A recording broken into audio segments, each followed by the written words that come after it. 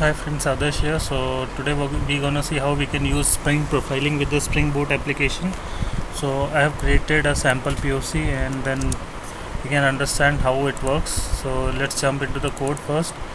So starting from the Maven form.xml, because this is a Maven application, so we have all our standard tag, group ID, artifact ID, version. This is a Spring Boot parent starter parent dependency, then followed by organizational tag, license tag, developer tags, then we have a repository tags here, then we have a property tag where we have specified the property name, source code, encoding, JDK version, and then here here comes the real dependencies where we have configured the Spring Boot starter web, Spring Boot starter Tomcat dependency, and then we have a Tomcat embedded Jasper, then servlet API, JSTL, and Spring Boot test. Because in this application we're gonna use a JSP page.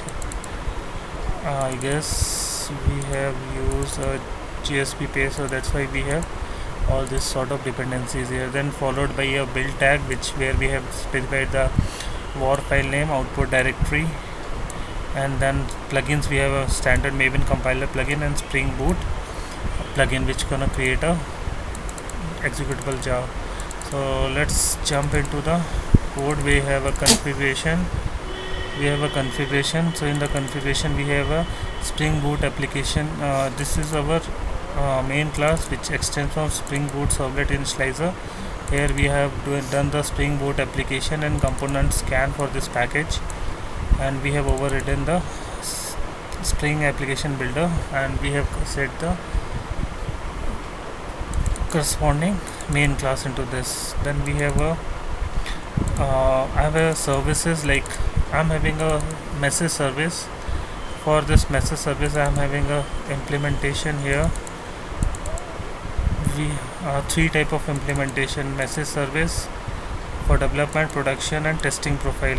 If you see there, we have a first one, we have a development profile, second one we have a production profile, and third one we have a testing profile. So for this interface we have a three implementation. According to the configured profile, it gonna pick the create an instance of the proper class, and it gonna give us. So here we have a welcome controller. So what it gonna do, we have injected the message service, so whatever instance is created based on the profile, we'll get that instance, and according to that we'll set the time message. This message basically we are reading from the application.property file. Here if we see that we have a Spring MVC related stuff, this is a message we have configured. This is server port, this is a banner, which, so usually when we start the Spring Boot application we'll get the Spring as well as version in the logs, but here we're gonna get Spring Innovation Labs and Adarsh Kumar Singh. Then here we have profiles configured, so Spring profile, whatever I'll uncomment, that profile will be active, and according to that message will be injected into the appropriate class. So in the web directory we have a CSS, bootstrap CSS, then JS, we have JS, bootstrap JS, and jQuery JS, and in the inside the web INF we have our view class, which is welcome.js. So in this JSP we have standard we have imported the bootstrap related CSS and jQuery and bootstrap related JSs, and then here we have a container and all. So we have just printing some of the things whatever we are sending from the model object from the controller.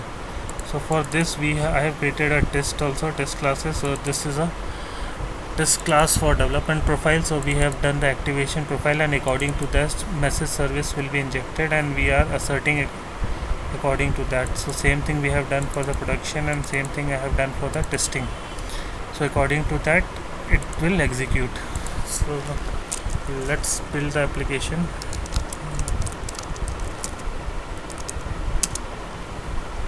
So if I'll say when clean install, it will fire up the test cases also.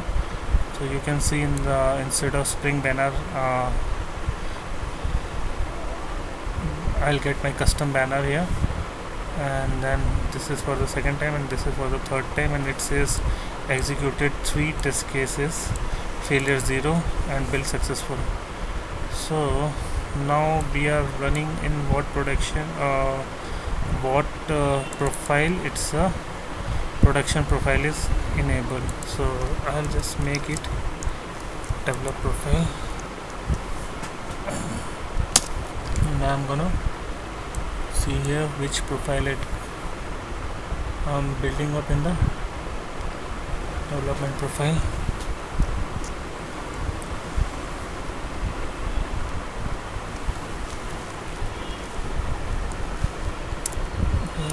Then I am starting my application into SpringBoot :run in the development profile. Localhost 8080.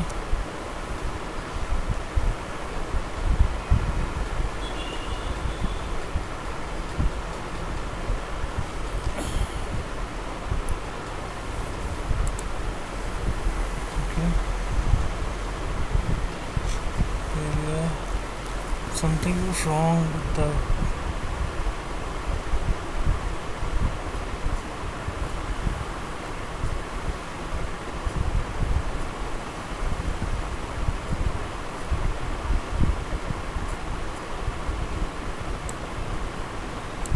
says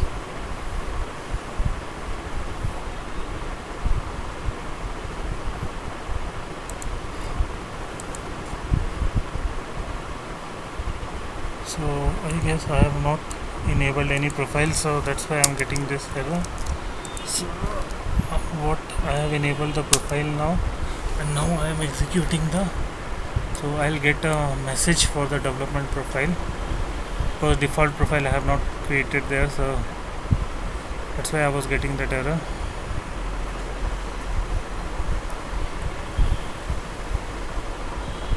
So here you can see the Tomcat started on port number 8080, and if I refresh this, so I'm gonna get some messages like server time, then message from the property file, and then profile message, welcome to the development profile Adarsh Singh. So if I break this execution and disable the development, and if I just enable the production profile,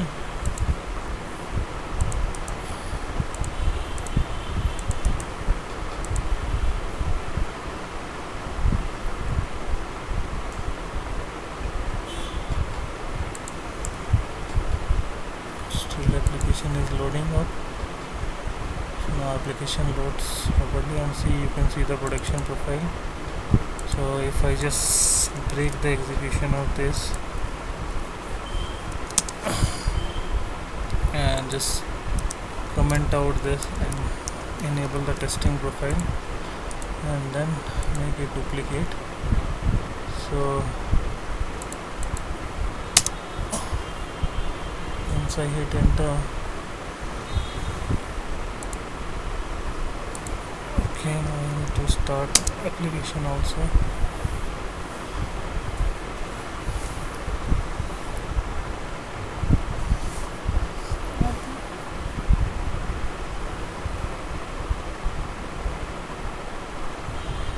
So here we can see that Tomcat started on port number 8080, and let's check in the browser. So I should get the testing profile message here. So you can see here testing profile. So first test we have development, second we have done for production, and third we have done for the testing environment. So that's how we can do that profiling stuff, and this code gonna sit in my GitHub code repository. Like earlier I have done the SpringBoot file upload, so that application is also I have uploaded into the GitHub. So I hope this will help you how you can do the profiling in the SpringBoot application. Thank you.